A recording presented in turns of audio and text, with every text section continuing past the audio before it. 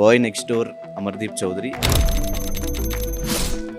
అమర్ తీసుకున్నన్ని వెన్నిపోట్లు ఫ్రెండ్షిప్లో ఇంకెవరు తీసుకోరు. ఏంటి ఆ లవ్ స్టోరీ? అసలు అంత బాండింగ్ ఉన్నప్పుడు ఎవడో వచ్చి చెప్తే కట్ చేసుకునే అంత వీక్ రిలేషన్షిప్. నిన్ను ఇబ్బంది పెట్టినందుకు నాకు కర్మ స్టార్ట్ అయింది. నా వల్ల నువ్వు బాధపడ్డావు. ఇప్పుడు నువ్వు పెట్టిన బాధ వల్ల నేను అనుభవించాను చూసావా? ఇక్కడ నుంచి నీ పాయింట్ స్టార్ట్ అయింది. కక్కిన సొమ్ముతో తిన్న కూడు ఎప్పుడైనా కానీ విషయం. అంటే పదే పదే మా ఇద్దరికి ఏం లేదు, గొడవ అవ్వలేదు, మేము బాగానే ఉన్నాం అని మల్టిపుల్ టైమ్స్. ఈ రోజు డబ్బు లేకపోతే గుర్తుపెట్టుకో, డబ్బు లేకపోతే కట్టుకున్న భార్య అయినా, కన్న తల్లి అయినా, కన్న కొడుకైనా, పెంపుడు కుక్క అయినా మనకు వాల్యూ ఇవ్వద్దు. డబ్బు లేకపోతే వాల్యూ లేదు. అవును కదా, వాళ్ళ ఫాదర్ వచ్చి మీరు గొడవలు పడకుండా ఉండండి, నాకు అదే పెద్ద గిఫ్ట్ అని చెప్పారు కదా. మేబీ గొడవలు అవుతున్నాయేమో అని నాకు కూడా అనిపించింది. ప్రేమించి పెళ్లి చేసుకున్న ప్రతి వాళ్ళ మధ్య కామన్ ఇష్యూస్, గొడవలు వస్తాయి. ఎన్ని గొడవలు ఉంటే అంత ప్రేమ ఉంది.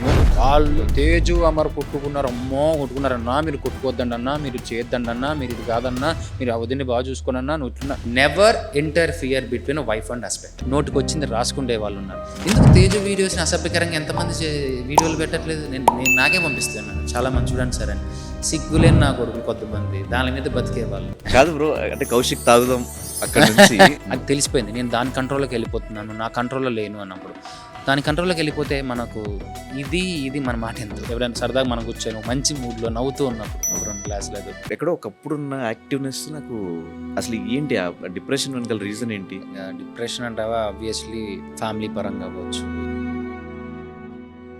ఒంటరిగా అయిపోయాను, అంటే మిగిలిపోయాను, సైలెంట్ అయిపోయాను. ఒక 4 గోడల మధ్య కూర్చొని నన్ను నేనంటే కుటుంబంలో కూడా మనకు ఎవరు హెల్ప్ చేయరు. సొంత మనుషులే మనకు హెల్ప్ చేయనప్పుడు, మనకు చేయి అందించినప్పుడు నిన్ను నువ్వు మిస్ అవుతున్నావు బ్రో. మిస్ అయిపోయాను బ్రో. సో నాకు కన్నీళ్ళు రావు, ఓన్లీ ఒక నవ్వు ఉంటుంది. ఆ నవ్వు కూడా ఫేక్ స్మైల్ అని తెలిసిపోతుంది. సో రీసెంట్గా దానికి సంబంధించి ట్రీట్మెంట్ కూడా తీసుకుంటున్నాను. ట్రీట్మెంట్ తాగింది బ్రో. కుదిరన్నా నాకు అది డాక్టర్ని